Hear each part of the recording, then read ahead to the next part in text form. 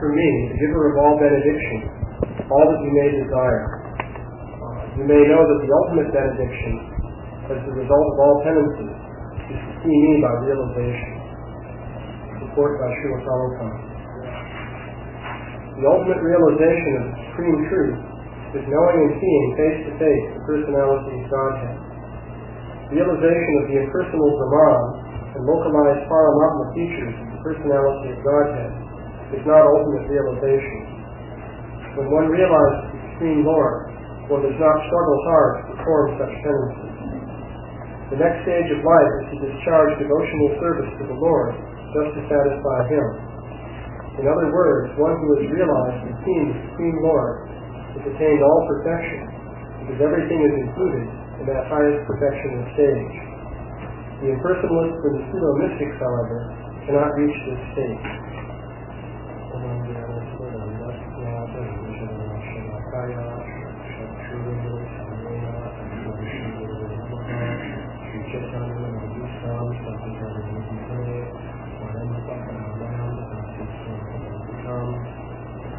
Translation again. I wish you good luck. O Brahma, you may ask for me, the giver of all benediction, all that you may desire. You may know that the ultimate benediction is the result of all penances, is to see me by realization. So, we have the conversation that is taking place between Lord Brahma and the Supreme Personality of Godhead, and Lord Vishnu, the Supreme Lord, is offering his benedictions to Brahma. So Srila Prabhupada points out in the purport that actually to have direct realization of the Supreme Lord on a personal level is the highest stage of self-realization. So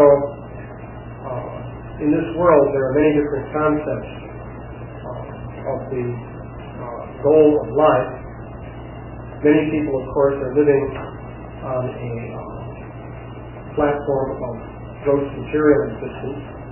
They're concerned merely with maintaining and spending for the material body and the different body relations.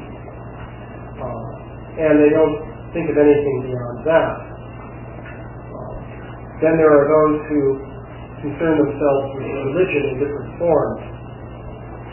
The Vedic scriptures provide a very systematic analysis of all the different types of religion that you can find within the world.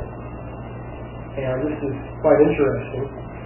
One objection people will often have to religious teachings is that they are sectarian, and it's just a matter of converting people from one faith into another. Ask, well, what is the point in that? For example, in India, Srila Prabhupada was challenged in that way. He was told that, well, the Christians have come and converted Hindus to Christianity, and Muslims have also converted various Hindus into Muslims. Now you're converting Christians and Muslims into Hindus, so what's the point of it all? You just have all kinds of different sectarian opinions. And really one opinion is no better or worse than the others. Or perhaps some will say that they're all bad.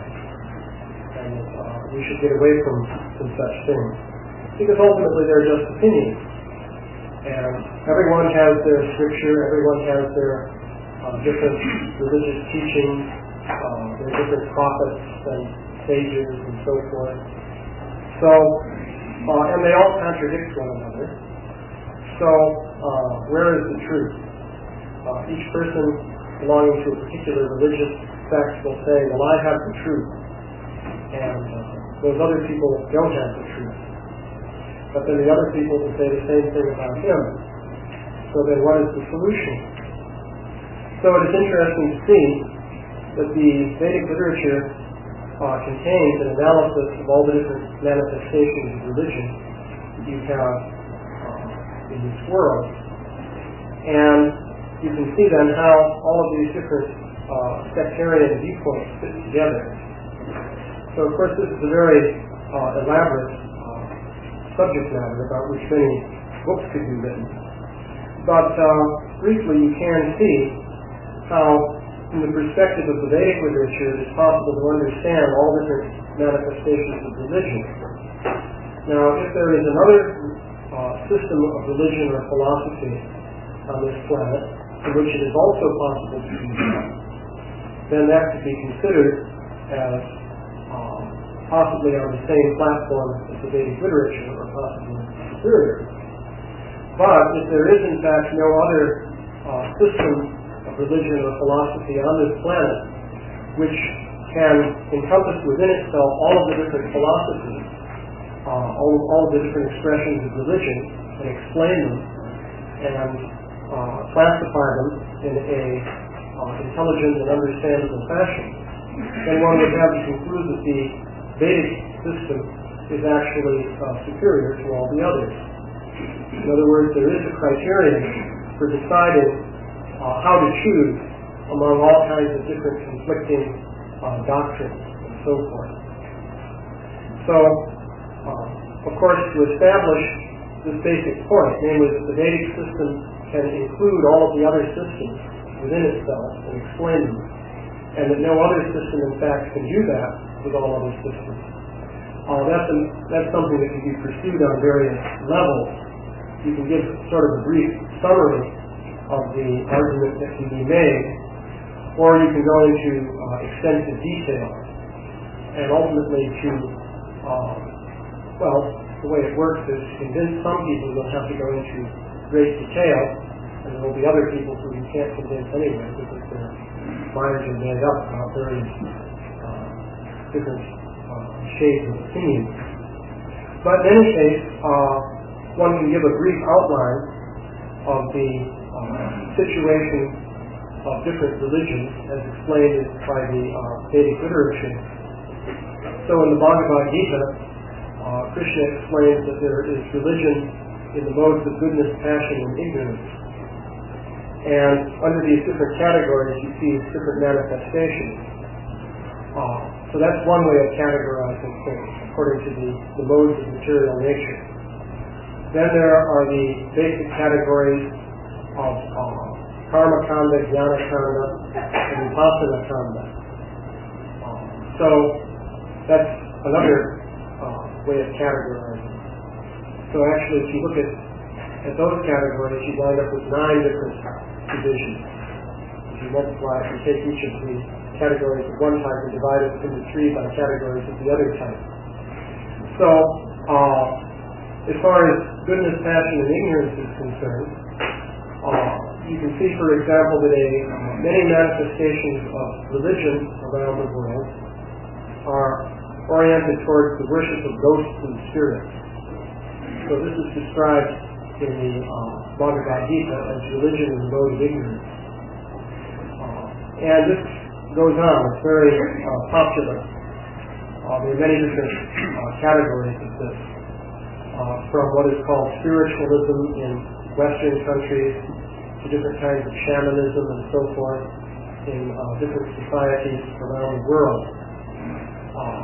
Some ethnographers have made studies of shamanism. This is a quite popular topic in what's called cultural anthropology.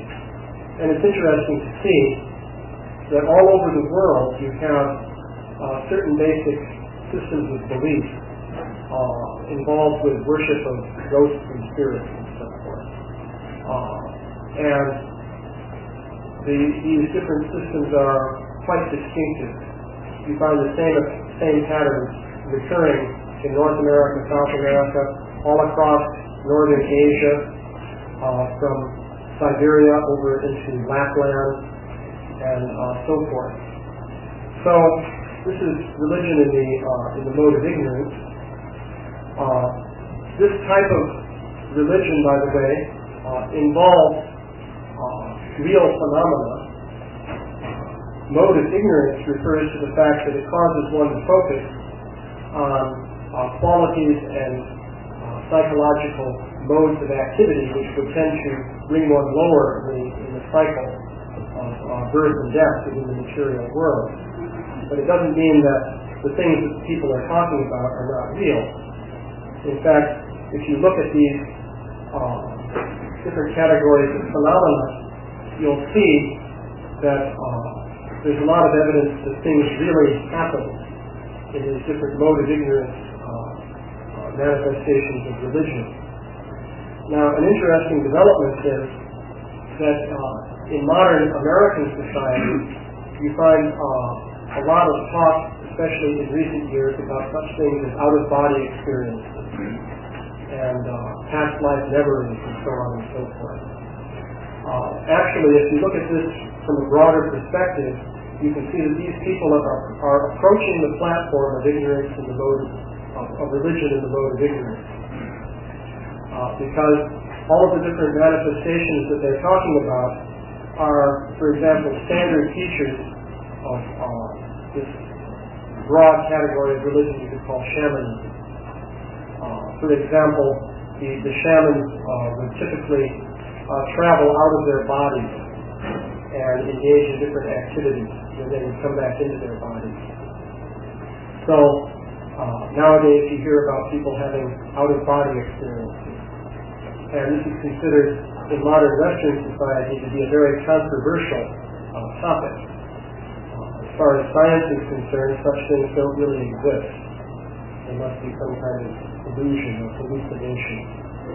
Of course, it's also interesting to note that no one really knows what hallucination is. What is a hallucination anyway? How does that work?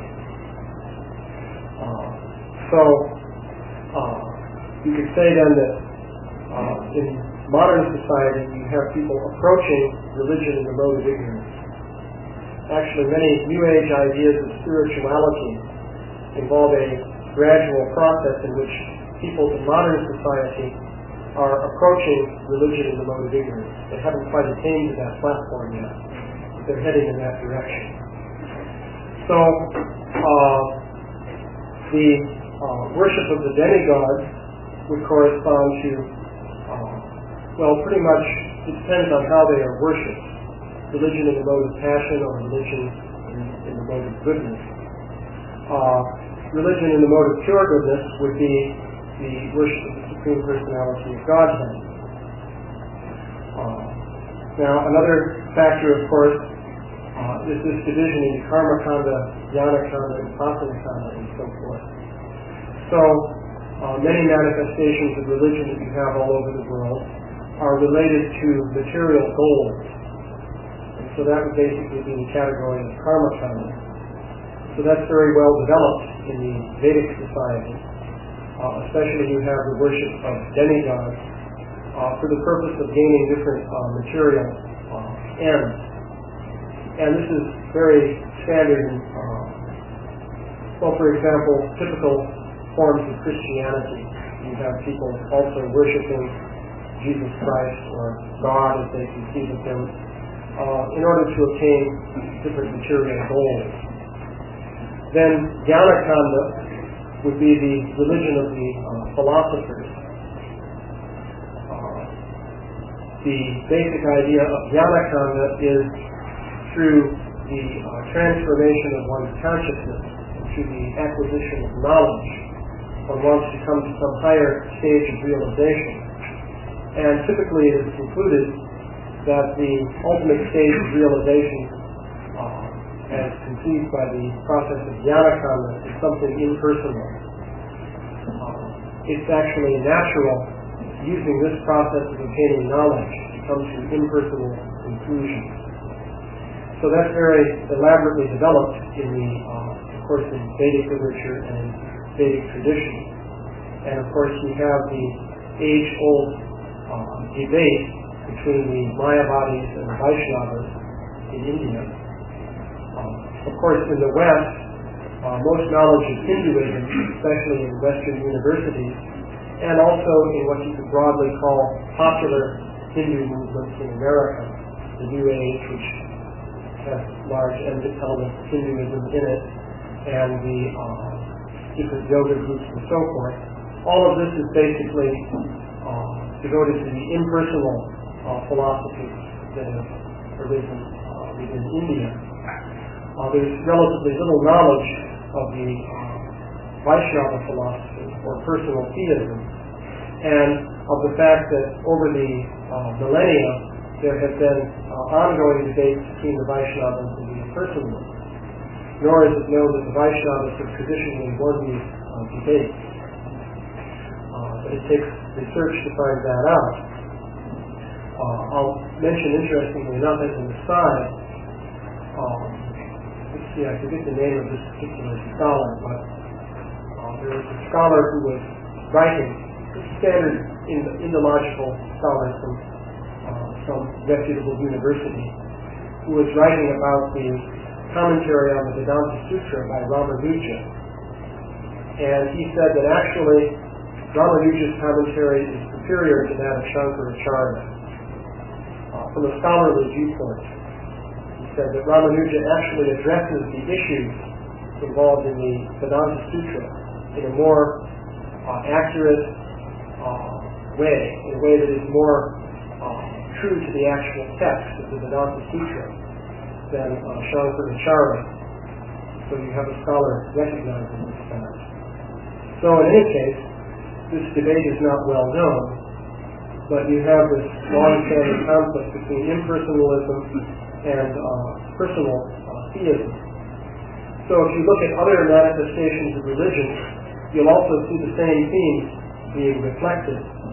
For example, if you look at Christianity, you'll see that ultimately Christianity in its original form and in its more popular form is based on a type of personal theism.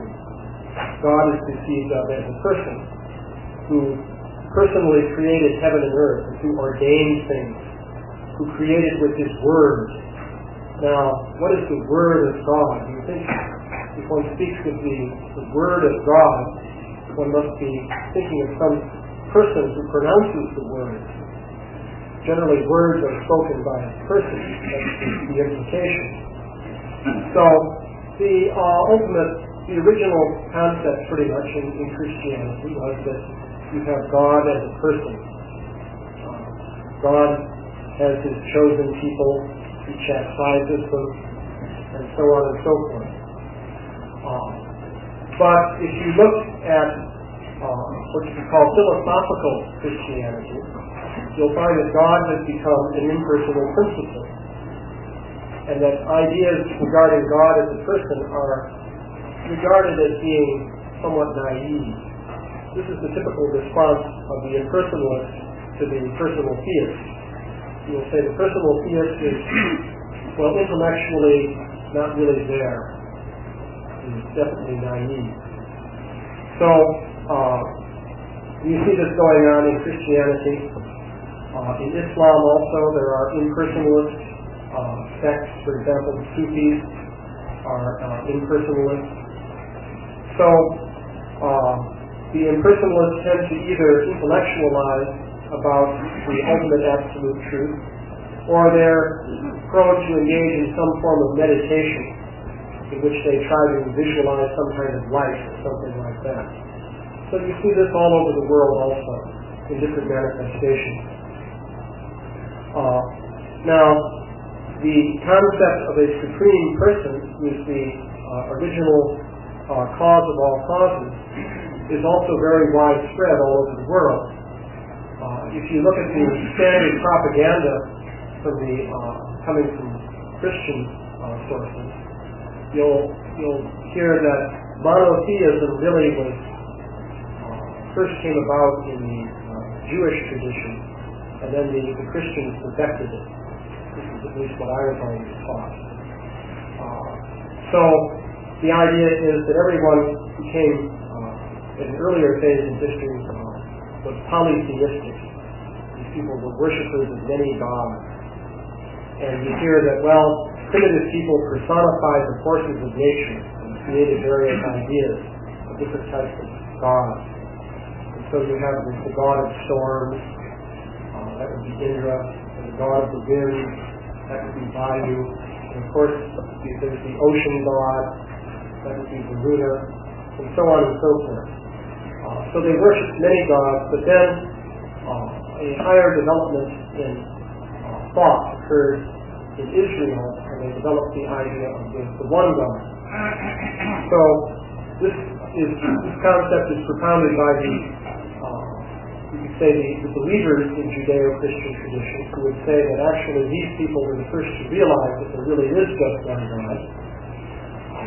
And then, of course, there are the skeptics of Judeo-Christian traditions who will say that, well, actually, these people originally believed in many gods, and at a certain point they went through a philosophical transformation and began talking about only one God. We can still see signs of that in the Bible. For example, Elohim, one of the Hebrew words for God, is a plural form, and actually that shows they were worshiping many gods. So these arguments are made. It is interesting to note, though, that if you look around the world, you'll find that belief in an original supreme person is very common. For example, if you go across, let's say, northern Asia, at the different, look at the different Siberian tribes, Mongols and Tatars and Ostiaks, and so on and so forth, Yakuts. There are many of them. Practically all of them have a belief in a supreme person who is the original creator. Now, if you go to darkest Africa, you'll find the same thing is true. If you look at all the different tribes of Africa, you'll find that most of them also believe in an original supreme creator. Now, pretty soon people are going to start thinking, maybe it's primitive to accept an original supreme creator. If you go to Australia and look at the Aborigines, you'll find that many of their tribes believe in an original personal creator. Now, it's interesting to see what happens with these different groups. Very often you'll find that the personal creator is not worshipped. Instead, you'll find that the personal creator generated at some point a hierarchy of different gods or demigods, and very often those are worshipped preferentially by the different people. Sometimes they just don't pay much attention to the personal creator. In other cases, they have an explicit philosophy that says, well, the personal creator is so far away from people of this earth that there's no point in worshiping him. He doesn't care about them. He just created things from his point of extreme aloofness, set everything in motion, and then left it up to the secondary controller, the demigods, to tend to everything. And then there are even some, I've heard of this with regard to some African tribes, who will say, well, you shouldn't worship the personal creator for material ends. That would be offensive. So therefore they don't worship him. They figure, well, we have material goals, and it's offensive to worship the original personal creator for material ends, so therefore we don't worship him. Many of these people explicitly worship ghosts and spirits because they think, well, the kinds of goals we have can be satisfied by this kind of worship. And that's true, actually. Because typically when they worship, they want to do something like, get revenge against somebody, or get some money, or cure some illness, or, get somebody to marry them or something of this nature. Especially desires for revenge can be more appropriately satisfied by approaching the ghosts and spirits and so forth. Even the demigods aren't so much interested in those kinds of things. So, then of course there's the whole topic of bhakti. So, the highest understanding that you have in the whole sphere of religion is that there is an original personal creator, and the purpose of our lives, the lives of all the different living beings, is to serve that original creator. So that concept also will be found in various forms in different cultures and societies around the world. For example, in Christianity, you also find that. But one could argue, I think reasonably, that the highest development of the philosophy of bhakti is to be found in the Vedic tradition, specifically in the Bhagavatam, and in the different traditions of the Vaishnavas, which are centered on the Bhagavatam. I suspect that if someone did make an objective study of bhakti and its different manifestations around the world, one would be able to see that, number one, it does play a fundamental role all over the world in different religions. And Srila Prabhupada has also made the point that even to attain these various other goals of religion, bhakti is required in some form. So this would suggest that you should find it everywhere in some stage of its manifestation. And I think objectively you would find that this is true. But in its highest and purest form, I think also it could be objectively argued that this is really to be found in the Vedic literature. So, let's see. There was another point. So, anyway, these are some observations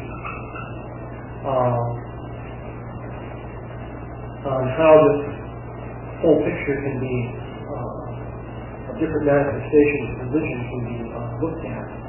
It's something that can be gradually developed. Actually, Srila Prabhupada said that he wanted his men to head up the departments of religion at all of the different universities. It's one of the things that the devotees are supposed to do. So if that is done, then those devotees will have to confront all these different issues. But I suspect that can be done in a very systematic way. So I'll stop there. Any questions or comments? Yeah? You were referring to the original personal conception of Judeo-Christian religion, and maybe as opposed to philosophical, intellectual understanding. I just in this regard, when I first went to Israel about 12 years ago, I was already more or less practicing Krishna consciousness, and I went with a tour, kind of like the Negev central area, and they took us to one real ancient synagogue, like thousands of years old in the Jericho area. And on the floor of the synagogue, there was like a mosaic, and it looked, what came to my mind, it looked like a Greek sun god or something. I mean, it was a figure, it looked like a sun god of the Roman Greek era. And if you ever go to synagogues today at any point, what's very striking, synagogues or mosques, there is no form of any sort. It's not even rabbi or what to think of God. There's no form of any sort. Anyhow, so the tour guide seriously tried to convince us that this was a decoration.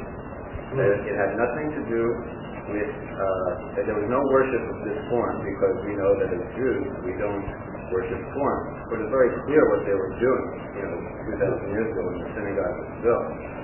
So what actually happened was it was a very personal form of worship in Judaism until fairly recently, about 900-1000 years ago, when one philosopher, the Rambam, Moses Maimonides, he basically took the scriptures and he made an interpretation based on Aristotle, which was the heathen according to traditional Judaism.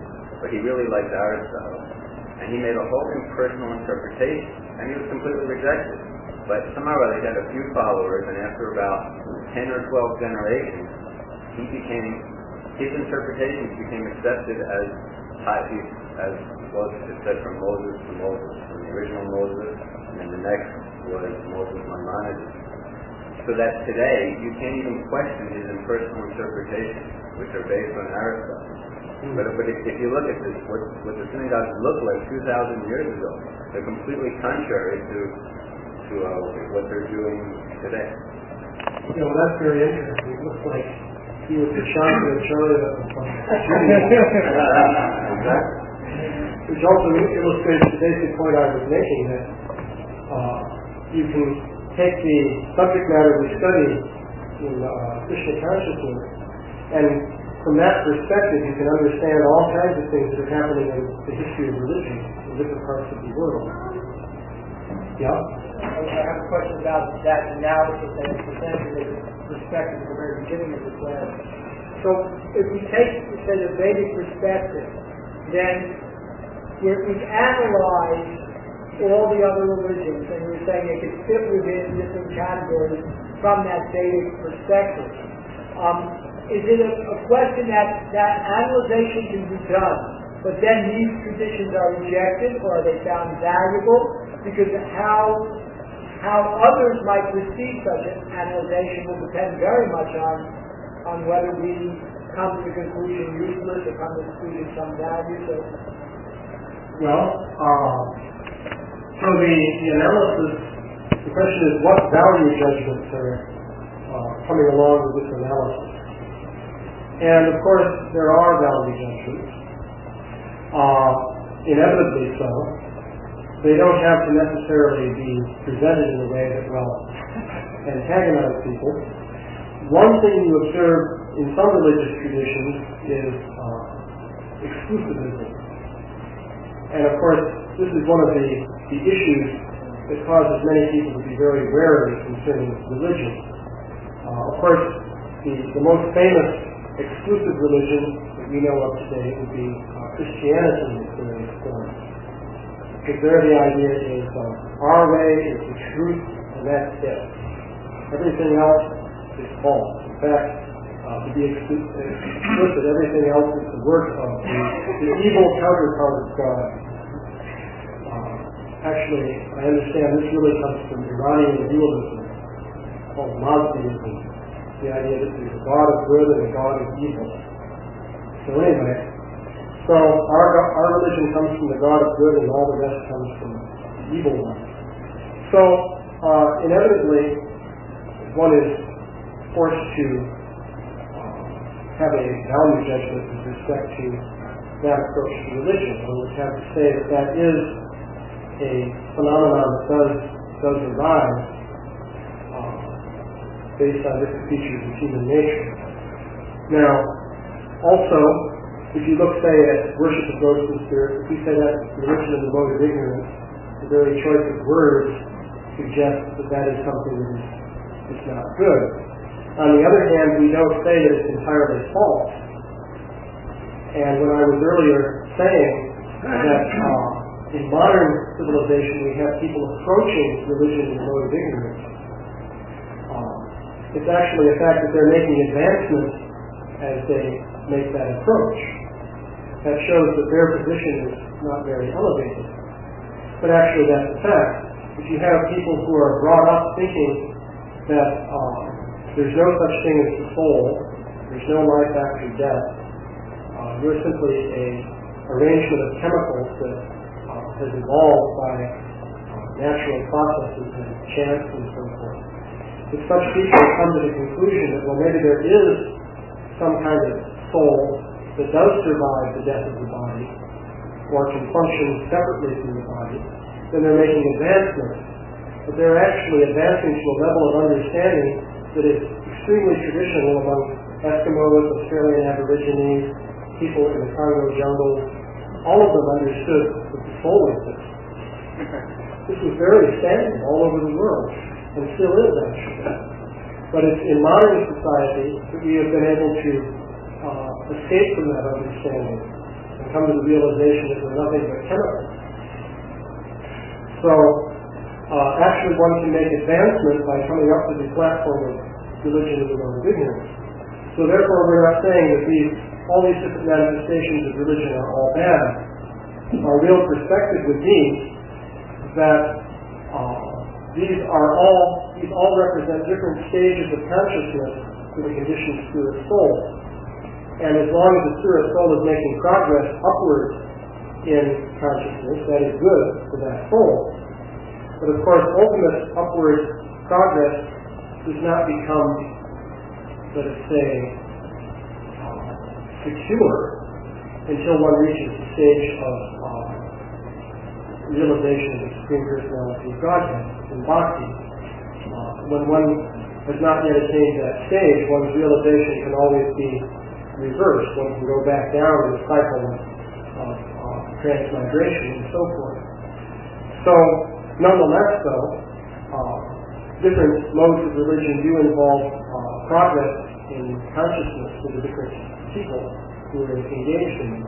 And it's simply a fact that some people are going to be engaged in religion at certain levels.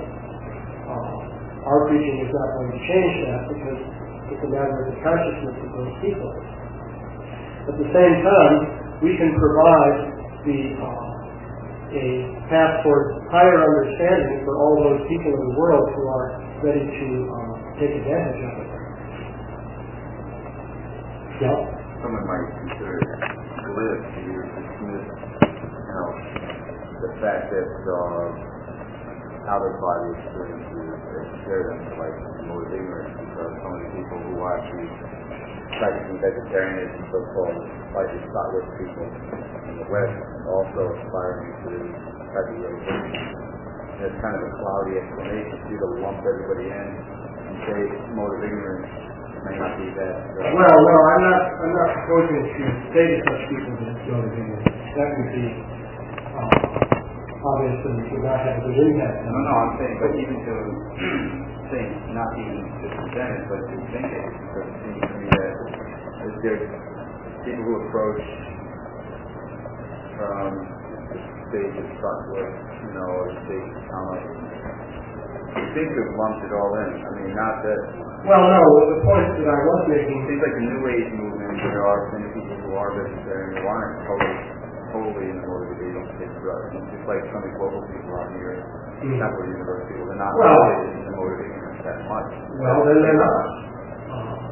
So it seems like the general trend of those people, there are a fair amount, not half or more, that aren't. In other words, talking about out-of-body experience, who are not just simply. No, if you look at out-of-body experiences, one thing you see, I'm not speaking necessarily of people who try to become vegetarian and so forth. It is toxic, for example, to become vegetarian on the basis of not being violent towards other forms of life. That's basically toxic, right? Of course, Buddhism would be one of the famous religious and cultural movements which stresses not being violent to other forms of life. So that's an example indicating the platform at which that kind of philosophy is situated. But as far as out-of-body experiences are concerned, the concept that there is something which one could call the soul, which can exist outside of the body, and which would survive the death of the body, that kind of idea is becoming more widespread at the present time amongst many people who are not particularly inclined toward being vegetarian necessarily. A lot of people talk about out-of-body experiences who eat meat. I was recently at a conference where, for the purpose of preaching, I sat down at a big table full of people who were sawing into steaks and all kinds of things like that. And they were talking about such things. But I also noticed what they were drinking.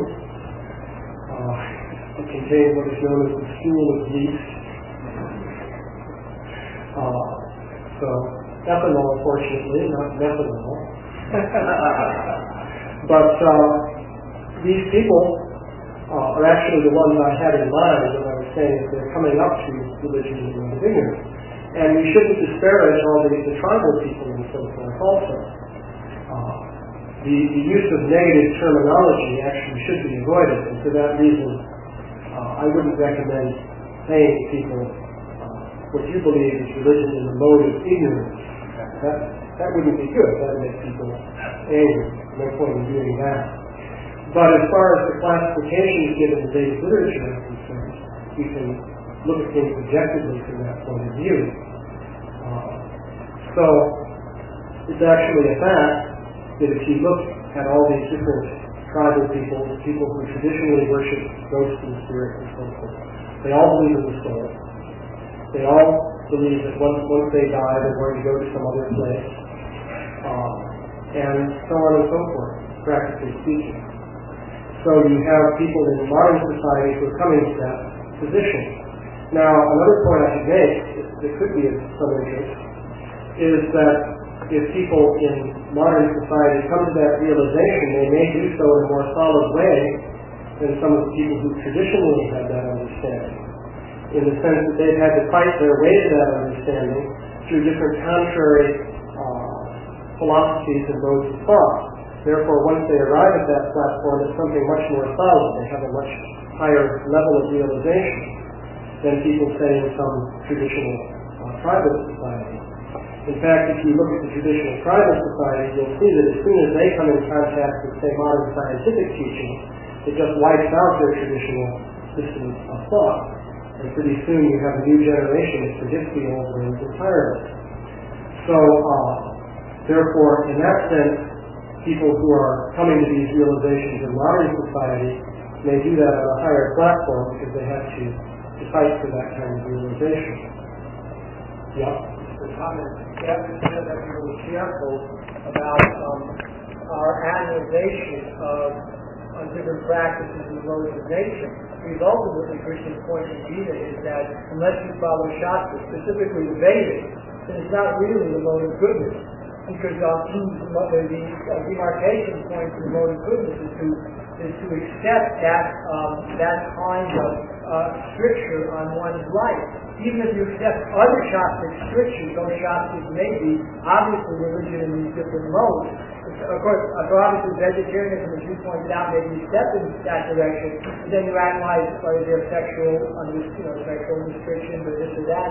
You find that it may not be as goodness oriented just because they're sitting in the woods as you might. Yeah.